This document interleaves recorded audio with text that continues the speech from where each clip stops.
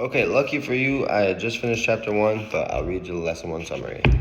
Okay, so the rich don't work for money, lesson 1. When he was 9 years old, Robert Kiyosaki and his childhood friend weren't invited to a classmate's beach house because they were poor kids in an affluent school. After being told by his poor dad, his father, who was a teacher and made a good living but always struggled to make ends meet, to simply go and make money, he and his friend Mike did just that. They collected empty toothpaste tubes, which at the time were made of lead. They melted them down and used plaster molds to make counterfeit nickels. They were soon set straight by Robert's dad, who told them they should talk to Mike's dad, who never finished 8th grade but ran multiple successful businesses. Mike's dad, the rich dad of the book title, agreed to teach them, but on his terms. He had them work 3 hours every Saturday morning at one of his convenience stores, dusting the food, packaging, and cleaning. He paid them 10 cents an hour, which Robert usually spent on 10-cent comic books. Fairly quickly, Robert grew disenchanted with the boring work and low pay. When he told his friend Mike he was going to quit, Mike told him that his dad said that this would happen, and that Robert needed to meet with him. Robert's dad, as a school teacher, used lectures, but Mike's dad was a man of few words and taught in a very different way, which Robert was about to find out. The next Saturday morning, Robert went to meet Mike's dad, but was kept waiting in a dusty, dark living room for an hour. He was fed up and emotional by the time he got to complain to Mike's dad, accusing him of being greedy and not showing him respect. When he said Mike's dad hadn't taught him anything despite their agreement, the business owner calmly disagreed. His rich dad explained that life doesn't teach you with words, but by pushing you around. Some people let life push them around, others get angry and push back against their boss or their loved ones. But some people learn a lesson from it, and in fact welcome life pushing them around because it means they need to learn something. Those who don't learn that lesson spend their lives blaming everyone else and waiting for a big break, or decide to play it safe and never risk or win big. He told Robert that he and Mike were the first people who had ever asked him how to teach him how to make money. He had more than 150 employees, and though they had asked for a job, they had never asked for the knowledge that Robert and Mike wanted. So the rich dad decided to create a course that mirrored life and pushed the boys around a little. Robert asked what lesson he'd learned other than that his rich dad was cheap and exploited his workers. The rich dad challenged him on this, saying that most people blamed others when in fact their attitude was the problem. What would solve the problem? His brain. Mike's dad told him. He wanted Robert to learn how money works so he could make it work for him. He was also glad that Robert was angry because anger combines with love to create passion, a key component of learning. Money wouldn't solve people's problems, he went on. Many people who have high-paying jobs still struggle with money problems, like Robert's poor dad, because they didn't know how to make money work for them.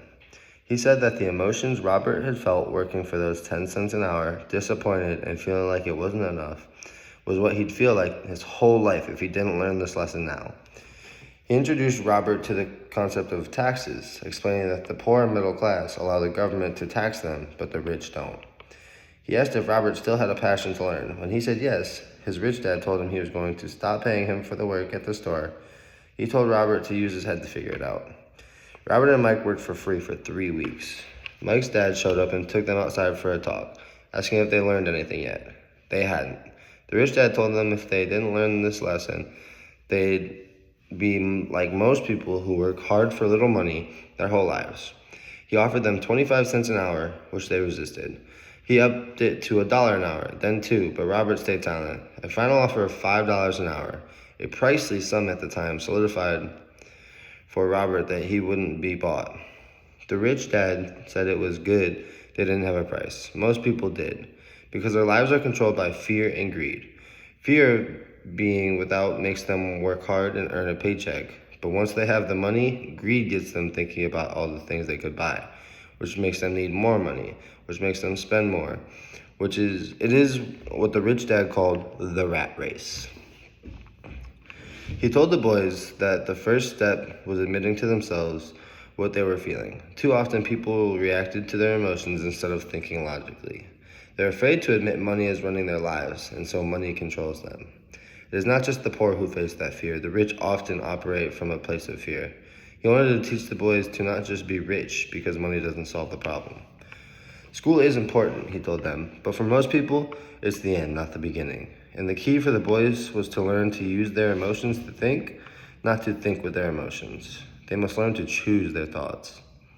He told them to keep an eye out for ways to make money, saying, "The moment you see one opportunity, you'll see them for the rest of your life." The boys did and soon saw an opportunity in creating a library where kids could pay an admission fee and read as many comic books as they could in 2 hours. Unsold comic books that otherwise would have been thrown away from the convenience store. They made a great profit and the business did well for about 3 months until a fight in the library shut it down. But they learned the first lesson of making money work for them, and even when they weren't physically present, they were ready to learn more, and Mike's dad was ready to teach them. The left hemisphere moment. Despite having a high-paying job, people like Robert's poor dad struggled to make ends meet. Right hemisphere moment. Looking at the discarded comic books in a new creative way led to a business opportunity. Subconscious moment. People let the emotions of fear and greed rule their lives. What was Robert saying? Now it's time to reflect. Ask yourself, what is Robert saying in this quote, and why does he say that? In this section, you need to read to agree. You do not need to agree or disagree with Robert. The goal is to understand what Robert is saying. Remember, this curriculum is designed to be cooperative and supportive. 2 minds are better than 1. If you do not understand what Robert is saying, do not shy away from it. Ask for help in understanding. Take the time to discuss each quote until you understand it. The poor and the middle class work for money. The rich have money work for them. Life pushes all of us around. Some people give up and others fight. A few learn the lesson and move on. They welcome life pushing them around. Stop blaming me and thinking I'm the problem. If you think I'm the problem, then you have to change. If you realize that you're the problem, then you can change yourself, learn something, and grow wiser. When it comes to money, most people want to play it safe and feel secure, so passion does not direct them, fear does. Most people, given more money, only get into more debt. It's fear that keeps most people working at a job, the fear of not paying their bills, the fear of being fired, the fear of not having enough money, and the fear of starting over. That's the price of studying to learn a profession or trade, and then working for money. Most people become a slave to money and then get angry at their boss. Most people do not know it's their emotions that are doing the thinking. A job is really a short-term solution to a long-term problem. It's just like the picture of a donkey dragging a cart with its owner dangling a carrot just in front of its nose. The donkey's owner may be going where he wants to, but the donkey is chasing illusion. Tomorrow, there will only be another carrot for the donkey. Additional questions. Now it's time to take the stories in this chapter along with the understanding of what Robert was saying and apply them to you and your life. Ask yourself the question below and discuss them with your study partner. Be honest with yourself and your partner. If you do not like some of the answers you are giving, ask yourself if you are willing to change and accept the challenge to change your thoughts and mindset. How common is the approach to money taken by Robert's poor dad? Well, everyone takes that approach where they're feared, they just want to get a job and then they'll be secure and safe. No. Robert's rich dad said true learning takes energy, passion, and a burning desire. What are examples of when this has proven true in your life? What's one lesson you never forgot and why? Wow. Energy, passion, and a burning desire. So when I first started going door to door back in 2016, I had a desire to be successful because I knew God called me down there and it was something new, something exciting. So I went all in and I was studying. And from that was when I read one of my first self-development books, low-key, and it was called The Win-Win Negotiator. And I learned about what win-win negotiating is. Would the pay rate of 10 cents an hour and then nothing an hour have stirred in you the same reaction as Robert? I would have been mad, especially if I didn't fully understand why I wasn't being paid. Because if you don't understand the why, then it doesn't make sense. But for them, they understood that, hey, I'm not getting paid because I'm supposed to see a bigger opportunity. And once I see that, more will come. So yeah, it made sense. So at my current intellectual state, no, I wouldn't be stirred because working for free is part of the game to grow. At that age, though, I would have probably been mad. Is it fear that drives most people to work? Yes. And are there other factors at play? Well, yes, because survival, making sure your family is taken care of, things like that. What's an example from your life when you reacted with your emotions?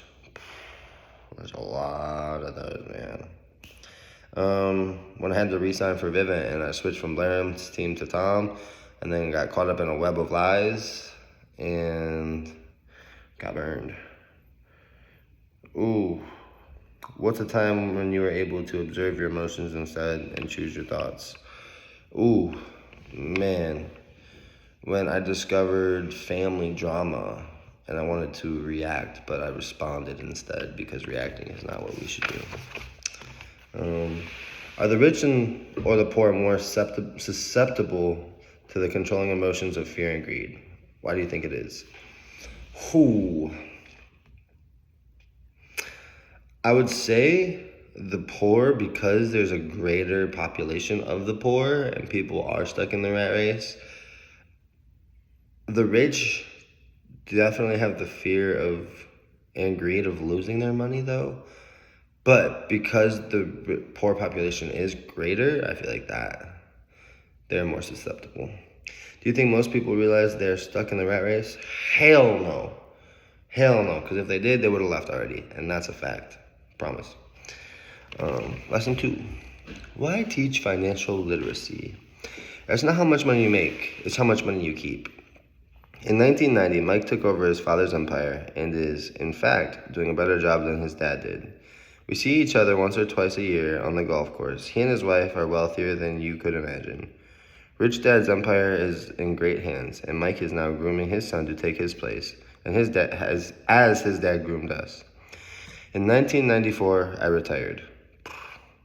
I was 47 and Kim was 37. Retirement does not mean not working for us. Not working. For us, it meant that bearing unforeseen cataclysmic changes, we can work or not work, and our wealth grows automatically, staying ahead of inflation. Oh, wow. Our assets are large enough to grow by themselves. It's like planting a tree. You water it for years, and then one day, it doesn't need you anymore. Its roots are implanted deep enough, then that tree provides shade for your enjoyment. Mike chose to run the empire, and I chose to retire. Whenever I speak to groups of people, they often ask what I would recommend that they do. How do I get started? Is there a book you would recommend? What should I do to prepare my children? What is your secret to success? How do I make millions? Whenever I hear one of these questions, I'm reminded of the following story. The richest businessman. In 1923, a group of our greatest leaders and richest businessmen held a meeting at the Edgewater Beach Hotel in Chicago. Among them were Charles Schwab, head of the largest independent steel company, Samuel Insull, president of the world's largest utility, Howard Hobson, head of the largest gas company, Ivar Kruger, president of the International Match Co., one of the largest companies at the time, Leon Fraser, president of the Bank of International Settlements, Richard Whitney, president of the New York Stock Exchange, Arthur Cotton and Jesse Livermore, two of the biggest stock speculators, and Albert Fall, a member of the President Harding's cabinet.